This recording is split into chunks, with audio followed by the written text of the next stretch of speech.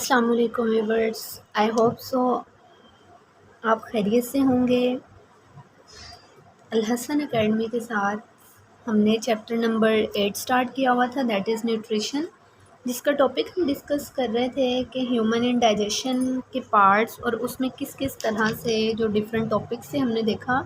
ठीक है, alimentary canal देखी, ओरल कैविटी को देखा, फेरिंग्स एंड एसोफेगस को देखा। कल का जो टॉपिक हमने डिस्कस किया था जिसमें हमने stomach digestion, churning and melting को डिटेल से डिस्कस किया, तो इंशाल्लाह आज हम डिटेल से ही डिस्कस करेंगे स्मॉल इंटेस्टाइन और लार्ज इंटेस्टाइन को।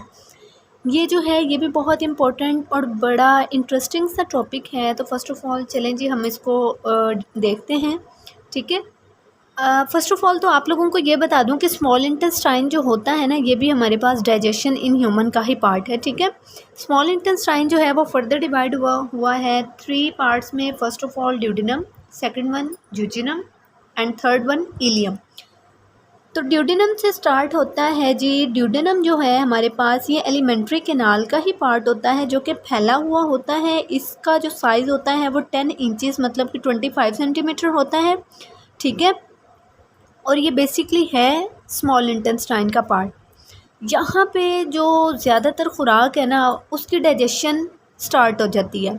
ठीक है, स्टार्ट तो आपको पता है स्टमक में ही हो जाती है, लेकिन ऑलमोस्ट जो डाइजेशन है ना, मोस्ट ऑफ द डाइजेशन वो यहाँ पे होती है। ठीक है, यहाँ पे जो फूड है हमारे पास वो फर्दर मिक्स होती है 3 डिफरेंट सिक्रेशंस के साथ।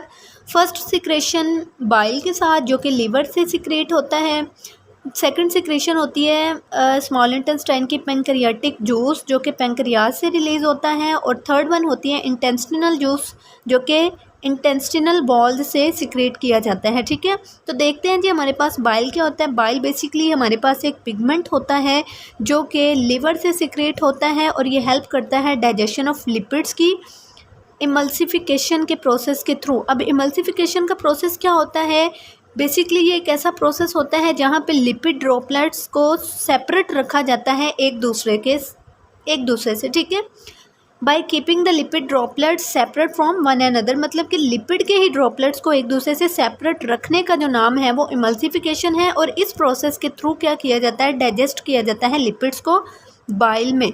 ठीक है, सेकंड वन था पैंक्रियाटिक जूस जो कि पैंक्रियाज से रिलीज़ होता है। ये कंटेन करता है डिफरेंट एंजाइम्स, जिसमें फर्स्ट एंजाइम था ट्रिप्सिन जो कि प्रोटीन की डाइजेशन करवाता है। सेकंड वन है पैंक्रियाटिक अमाइलेज जो कि कार्बोहाइड्रेट्स को डाइजेस्ट करता है। एंड थर्ड वन है हमारे पास लाइपेज या लिपेज, ठीक है, जो कि क्या करता है, लिपिड्स की डाइजेशन करवाता है। थर्ड वन था हमारे पास इंटेस्टिनल जूस, ठीक है, जो कि इंटेस्टाइन की वॉल से सिक्रेट होता है। इस वजह से इसको इंटेस्टिनल वॉल से सिक्रेट होने की वजह से हम इसको कहते हैं इंटेस्टिनल जूस। इसमें भी डिफरेंट एंजाइम्स होते हैं जो कि कंप्लीट डाइजेशन करते हैं किसी भी किस्म की फूड को। ठीक है, मतलब कि ऑल टाइप ऑफ फूड को क्या करते हैं, डाइजेस्ट करते हैं। ओके, उसके बाद आ जाता है हमारे पास नेक्स्ट जो पार्ट है स्मॉल इंटेस्टाइन का, दैट इज़ ज्यूजिनम, जो कि ड्यूडेनम से थोड़ा सा बड़ा होता है। ठीक है, 2.4 मीटर लॉन्ग होता है, इसकी लेंथ होती है। और इसका जो कंसर्न होता है वो ज़्यादातर डाइजेशन ऑफ प्रोटीन, कार्बोहाइड्रेट्स और लिपिड से होता है जो कि हमारी खुराक में प्रेजेंट होती हैं और रेस्ट की कंडीशन में होती है। मतलब कि इनका जो ताल्लुक है वो ज़्यादातर होता है rest of the digestion of protein, carbohydrates, lipids of our bite. Third and last part जो होता है स्मॉल इंटेस्टाइन का, दैट इज़ इलियम। ठीक है, ये लार्जेस्ट पार्ट होता है स्मॉल इंटेस्टाइन का जिसका साइज़ होता है 3.5 मीटर। ठीक है, इसका ज़्यादातर जो कंसर्न होता है वो होता है एब्जॉर्प्शन ऑफ डाइजेस्टेड फूड, मतलब कि फूड जो डाइजेस्ट हो चुकी है उसके अंदर से भी एब्जॉर्ब करना। ठीक है, अब ये जो इलियम होता है ना हमारे पास, इसके अंदर, इसकी वॉल के अंदर, इसकी जो अंदरूनी वॉल होती है ना, इनर वॉल होती है, उसके अंदर कुछ सर्कुलर फोल्ड्स होते हैं जिनको हम कहते हैं विलाई। ठीक है, वो विलाई प्रेजेंट होते हैं। ये जो फोल्ड्स होती हैं इनको विलाई कहा जाता है। यहाँ पे देखें जी, मैं आपको डायग्राम के ज़रिए समझा दूँ। ये देखें जी, हमारे पास क्या है, बेसिकली ये यहाँ पे फोल्ड्स दिखाए गए हैं विलाई के स्मॉल इंटेस्टाइन।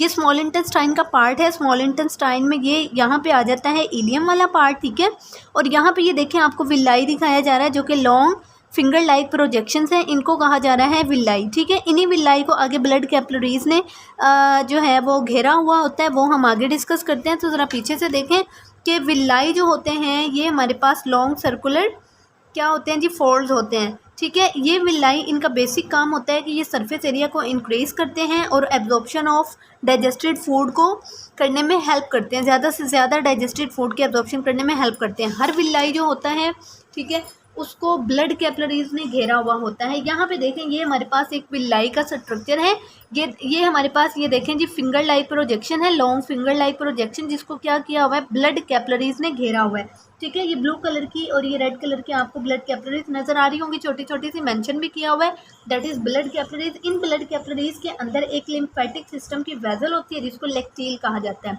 ठीक है, ओके। अब ये जो वॉल्स होती है ना हमारे पास विलाई की, ये सिंगल सेल थिक होती हैं सिर्फ, ठीक है। डाइजेस्टेड जो मॉलिक्यूल्स होते हैं, फॉर एग्जांपल सिंपल शुगर और अमाइनो एसिड्स, इनको एब्जॉर्ब कर लिया जाता है इंटेस्टाइन से और इनटू द ब्लड कैपिलरीज के थ्रू, जो कि विलाई के अंदर प्रेजेंट होती हैं, ठीक है। क्या कहा जा रहा है यहाँ पे, कहा जा रहा है कि सिंपल शुगर्स और अमाइनो एसिड्स को इंटेस्टाइन के अंदर जो प्रेजेंट ये विलाई है, विलाई के अंदर प्रेजेंट ये जो ब्लड कैपिलरीज हैं, ये क्या करते हैं, उनको एब्जॉर्ब कर लेते हैं। फिर एब्जॉर्ब करने के बाद हमारे पास दो डक्ट्स आती हैं, एक होती है हिपैटिक पोर्टल वेन और दूसरी होती है हिपैटिक वेन, ठीक है। अब ये मैं आपको बताती हूँ क्या चीज़ें होती हैं। बेसिकली शुगर, सिंपल शुगर और अमाइनो एसिड्स को एब्जॉर्ब करने के बाद ब्लड जो है वो स्मॉल इंटेस्टाइन से इन चीज़ों को दूर ले जाता है, दूर ले जाता है हिपैटिक पोर्टल वेन के ज़रिए, और इनको क्या करता है जी, लिवर तक ले जाता है फिल्टरिंग के लिए, ठीक है। यहाँ पे क्या होता है, जितने भी टॉक्सिन्स होते हैं उनको रिमूव किया जाता है और एक्स्ट्रा खुराक को स्टोर कर लिया जाता है, कहाँ पे, हिपैटिक पोर्टल वेन के ज़रिए से लिवर में, ठीक है। उसके बाद आ जाता है हमारे पास लिवर से, जिसने इन सिंपल शुगर और अमाइनो एसिड्स के अंदर जो भी एक्स्ट्रा फूड था उसको स्टोर किया था, उसको अब लिवर से लेके जाना है हार्ट की तरफ, किसने, हिपैटिक वेन ने, ठीक है।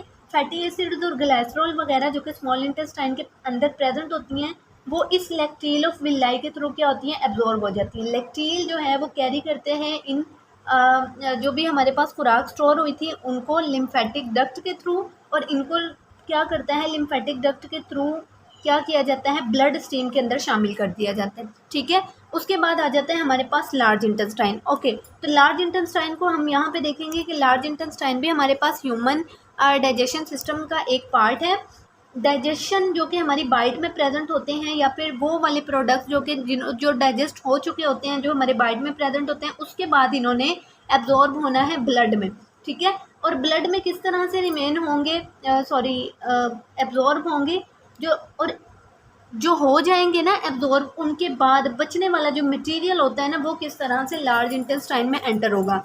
तो फर्स्ट ऑफ ऑल यहाँ पे देखेंगे लार्ज इंटेस्टाइन के तीन मेन पार्ट होते हैं, first one caecum, second colon and third one rectum, ठीक है। जो सीकम होता है ना हमारे पास, ये एक पाउच लाइक स्ट्रक्चर होता है जिसका लिंक होता है स्मॉल इंटेस्टाइन के साथ टी जंक्शन के साथ, मतलब कि स्मॉल इंटेस्टाइन ये और लार्ज इंटेस्टाइन ये आपस में इस तरह से ज्वाइन होते हैं कि इनके जुड़ने की वजह से एक टी शेप स्ट्रक्चर बन रहा होता है, जंक्शन बन रहा होता है, जिसकी वजह से इसको टी जंक्शन का नाम दिया गया। सेकंड वन होता है कॉलन एंड थर्ड रेक्टम। जो कॉलन होता है ना, यहाँ पे जितना भी पानी होता है ना ब्लड के अंदर, water is absorb into the blood, वो ब्लड के अंदर एब्जॉर्ब हो जाता है। जैसे ही पानी एब्जॉर्ब होता है और बाकी का जो जितना भी सॉलिड मटेरियल रह जाता है खुराक से बचने वाला, उसको यहाँ पे फीसिस का नाम दिया गया। फीसिस मतलब कि पखाना वेस्ट मटेरियल, ठीक है।